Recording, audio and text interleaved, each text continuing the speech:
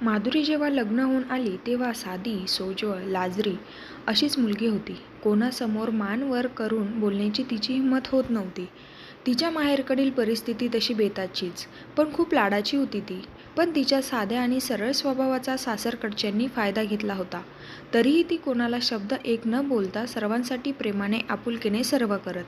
सासूबाई तिला नाही तसं बोलून तिचा पाण उतारा करत, तरीही त्यांना आई आई म्हणून त्यांच्या पुढे मागे करत.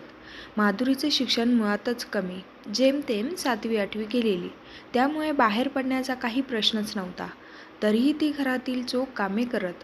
सासूबाईंना काही बोलण्यास चान्स देत नसे. तरीही सासूबाई काही ना काही कुरापती काढतच राहत. एक दिवस माधुरीला बेसनाचे लाडू खूप खाण्याची इच्छा झाली होती. तिने ते करायला घेतले. घरातील लोण्याचं खमंग तूप तिने काढलं होतं, त्यामुळे तुपाच्या वासानेच तिला लाडू करण्याचा मोह आवरला नाही. सासूबाई बाहेरून येईपर्यंत तिचे लाडू वळायचे चालले होते. सासूबाई येताच त्यांना माधुरीने केलेला हा लाडूचा घाट पाहून संतापल्याच. "तुला काही कळतं का? तूप काय तुझ्या घरून आणलं आहे का? तुझी लाडू करण्याची हिंमतच झाली कशी? मला न विचारता तू केलंसच कसं?" माधुरी थरथर कापत होती. त्यांनी ते लाडू घेतले, कपाटात ठेवून दिले. त्या ते लाडू खात, पण माधुरीला एक लाडू पुन्हा दाखवला नाही. पुन्हा तिने काही करण्याचा कधीच प्रयत्न केला नाही. त्या दिवशी ती खूप रडली. तरीही ती सगळं विसरून सासूबाईंना आई आई म्हणून बोलायची. माधुरीला तूप खूप आवडायचं. तुपातले कोणतेही पदार्थ तिच्या खूप आवडीचे होते. त्या दिवसानंतर सासूबाईंनी ठेवलेला तुपाचा डबाही तिला दिसला नाही. सासूबाईच्या नव्या स्वभावाशी त्या दिवसापासून तिला ओळख झाली. तिला सर्व कळूनही न कळल्यासारखं ती वागू लागली. माधुरीला पुढे 2 जुळी मुले झाली. त्यांचं संगोपन करता करता दिवस कसे जायचे तिला समजायचंही नाही. नवऱ्याचेच दिनेशचेच तसं तिच्याकडे आणि मुलांकडेच कमीच लक्ष. कामामुळे तो सतत व्यस्त राहत.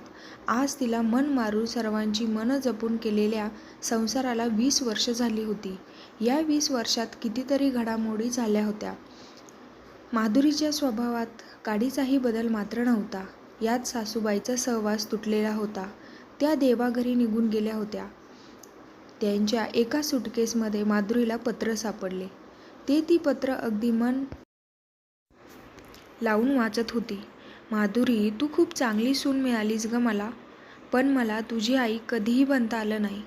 तू या घरातील लोकांसाठी, घरासाठी खूप काही केलंस, पण आम्हाला मात्र त्या बदल्यात तेवढंच प्रेम नाही देता आलं तुला. तुझ्या साध्या स्वभावाचा खूप वाईट वाटायचं, पण तुला दाखवलं नाही, कारण तू डोक्यावर चढून बसू नये म्हणून. माधुरी, पण तुला एक सांगायचंय की तुझा साधा स्वभाव बदल, स्वतःसाठी जग. हे जग खूप स्वार्थी आहे गं. तुझी आई बनून सांगते. बाळा, आजारपणात माझ्यासाठी खूप काही केलंस. रात्र माझ्यासाठी जागायचीस. तुझ्या जाग्यावर कोणी असती तर एवढं कोणीच केलं नसतं. माझ्याकडून तुला काही देता आलं नाही गं. मला माफ कर माधुरी. पुन्हा सांगते, खंबीर हो जरा बाळा. ते तू केलेले बेसनाचे तुपातले लाडू, तेव्हा मी तुझ्याशी जे वाईट वागले त्याचा मलाही खूप पश्चाताप झाला. मी तुपाचा डबा तुझ्यापासून लपवून ठेवला. आजारपणात मात्र तू मला तुपातले पदार्थ खाऊ घातलेस. खूप वाईट वागले गं तुझ्याशी. त्या दिवसापासून तू तूप किंवा तुपाचे पदार्थ कधीच तोंडात घातलेला दिसला नाही. माफ कर मला. पोरी, मी खूप निर्दय आहे." पत्र वाचून माधुरीच्या डोळ्यातील पाणी थांबत नव्हतं. सासूला चूक खूप उशिरा समजली होती. तेव्हा वेळही निघून गेली होती. सासू गेल्यावर माधुरीचा नवरा दिनेश तिच्याशी चांगला वागत होता. 2 मुलं हाताखाली आली होती. लग्नासाठी स्थळंही पाहायची चालली होती. एक गरीब घरची सून माधुरीच्या हाताखाली आली. सुरुवातीला खूप छान चाललं होतं. आरती म्हणजे नव्या नवरीची खूप हौसमौस केली. नंतर मात्र आरतीने तिचे गुण दाखवायला सुरुवात केली. माधुरी शांत बसणारी, तिच्या परीने आरतीला होईल तेवढी खूप मदत करायची. आरतीची मात्र कामाबद्दल अपेक्षा वाढू लागल्या होत्या. आरतीने एक दिवस बोलूनच दाखवलं, "मला नाही एवढ्या सगळ्यांचं करायला जमणार." तरीही माधुरी शब्द एक न बोलता निमूटपणे सगळी कामं स्वतः करू लागली. सून येऊनही तिला सगळी कामं करावी लागत. आरती निवांत उठत. तरीही तिला सासूने रूममध्ये चहा नाश्ता द्यावा हेही अपेक्षा होती. माधुरीचा नवरा दिनेश न राहून एकदा बोललाच, "आरती, तुला कळतं का कशी वागतेस? सुनेची कर्तव्य तू पार पाडली पाहिजे. सुनेने घर आणि घरातील लोकांची काळजी घेतली पाहिजे.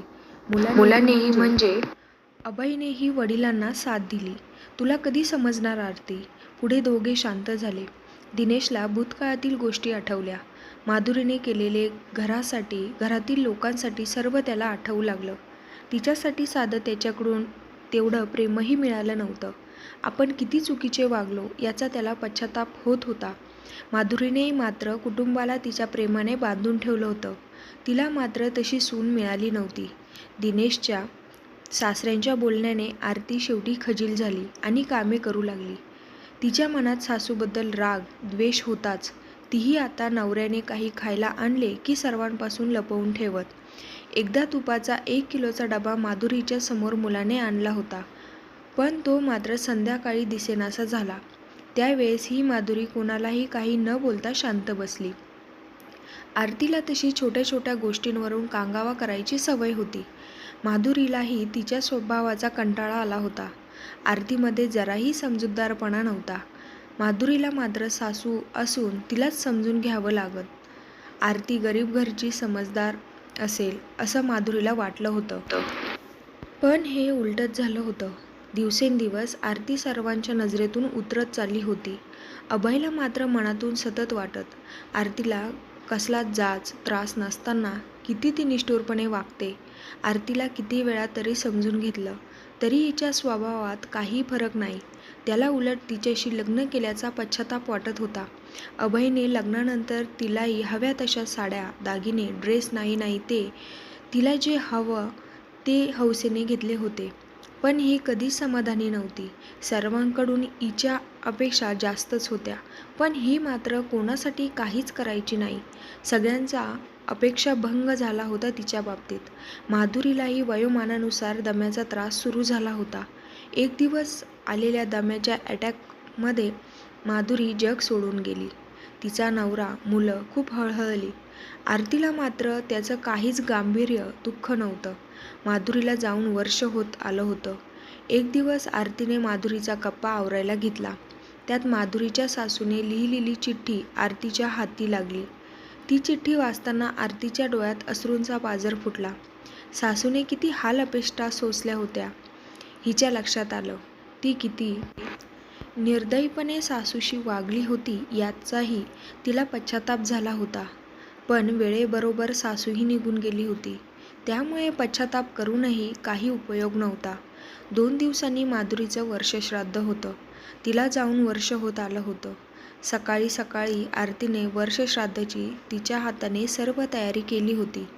जिवंतपणी तिच्याकडून काही झालं नव्हतं. ते पत्र वाचल्यामुळे तिच्यामध्ये फरक पडला होता. तिने आज सगळे गोड पदार्थ तुपातले केले होते. माधुरीला तूप आणि तुपातले पदार्थ आवडायचे म्हणून तिने जेवायला म्हणून तिच्याच नात्यातील नीताला बोलावले. सर्व जेवणाची तयारी झाली होती. तिने नीताला हळदी कुंकवाचा मान देऊन जेवायला बसवले आणि तिला तुपाचा वास आला.